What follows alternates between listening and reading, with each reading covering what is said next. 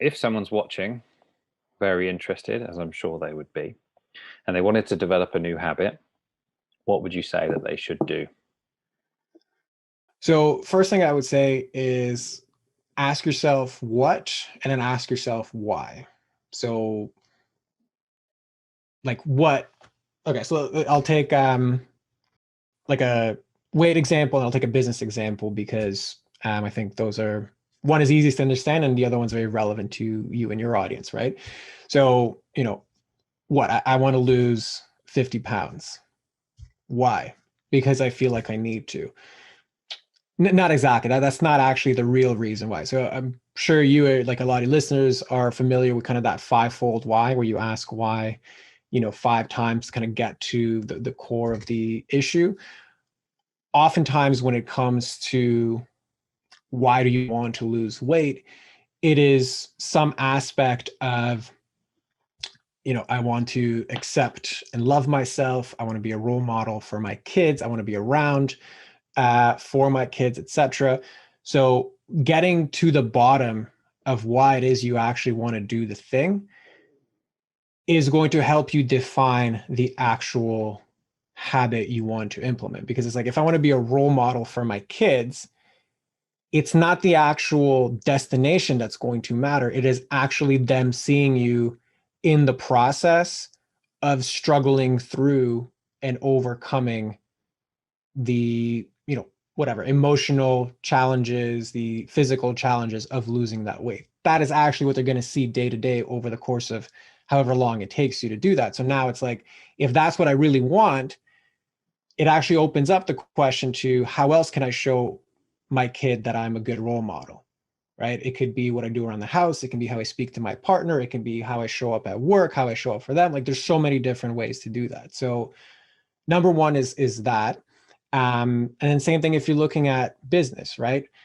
I want to have a massive revenue goal. Okay, why?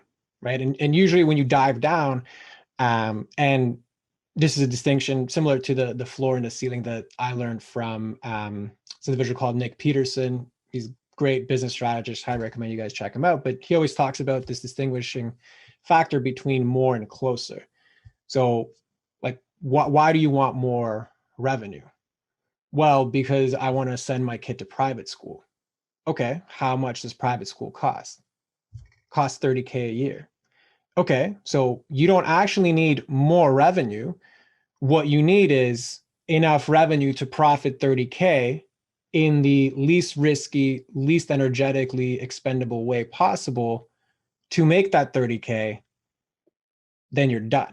Like, why go through the headache of making 100K in profit, which carries more risk, more energy expenditure, probably takes you away from your kids to begin with, when all you really need is to make 30K for this goal. Like that 30K may even exist in your business right now, but you're not looking for it because you're focused on more.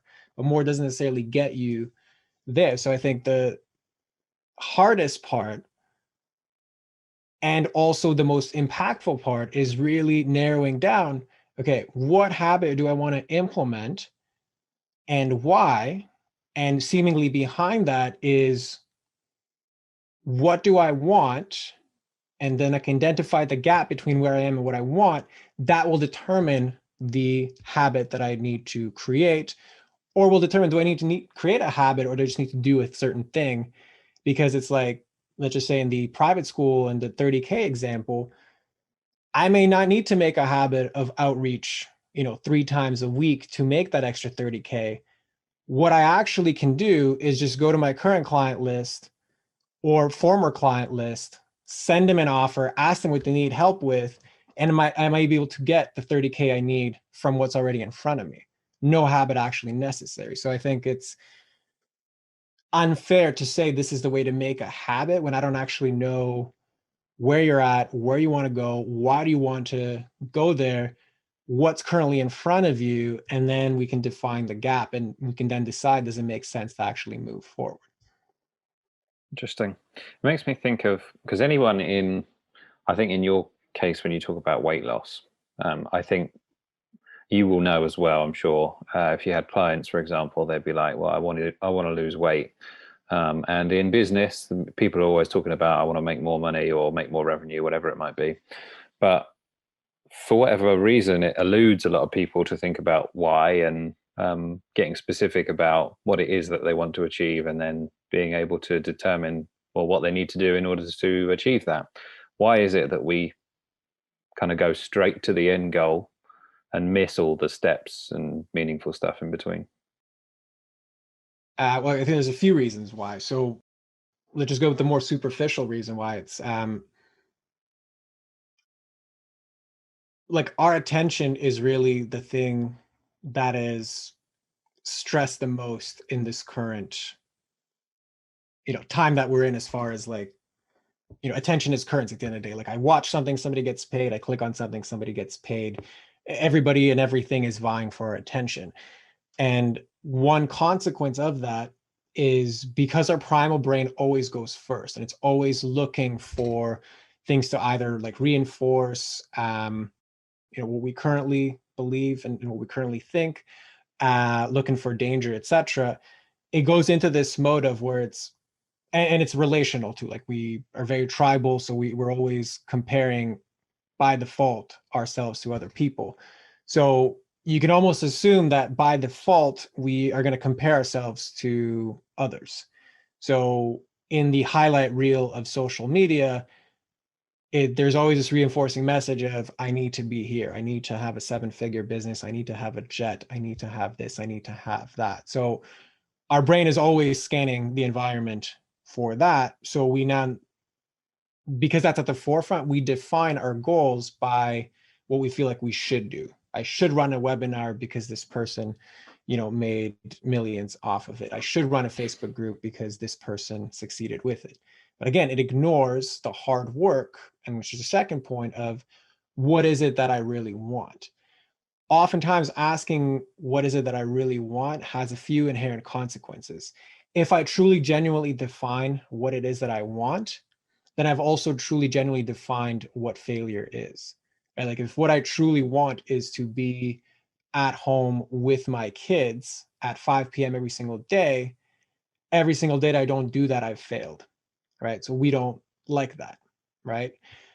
The other part of it is, oftentimes what we truly want is kind of hidden under all of these layers of stories that we have about what's possible, what's specifically possible for us, but might not be possible or is possible for other people.